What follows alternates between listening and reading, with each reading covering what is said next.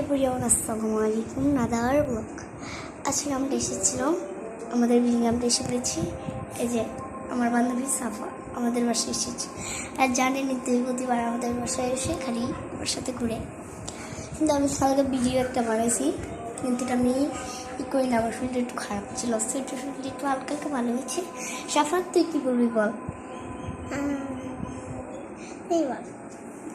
আমার বান্ধবীর একটু জ্বর এসেছিল, তাই আমার বান্ধবী কালকে আমার সাথে ভিডিও বানাতে পারে। আমার বান্ধবী আসলে একটা পাগল।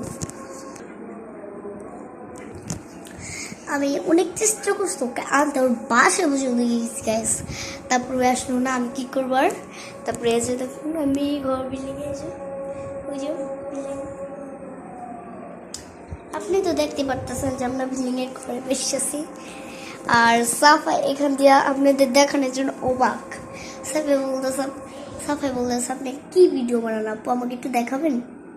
সেটা বলতে বলতে অবাক আমি বলি কি আমি কী ভিডিও বানাই? আমি তো আজকের প্রথম ভিডিও বানাই, অনেক দিনই ভিডিও বানাইছি, দেখতেছি তো জামা কাপড়ের ভিডিওটা ভাইরাল করে দিছি।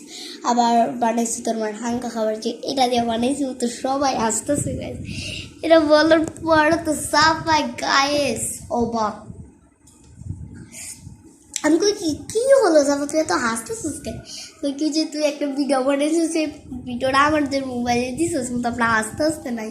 আর সাফা তোর মোবাইল দিছিল এটা, সাফাই বলতেছে এটা কি দিছস বোন? সেটা আমাদের নাম্বারে আবার ভয়েস পাঠিয়ে দিছে। বলি ওটা কি দিছস বোন? আমি তো হাসতে পাগল। আমি বলি কি আমিও ভয়েস পাঠিয়ে দিছি। আমি কই কি, আরে ওইটা একটা গান বেরিয়েছে না নতুন, সেটা।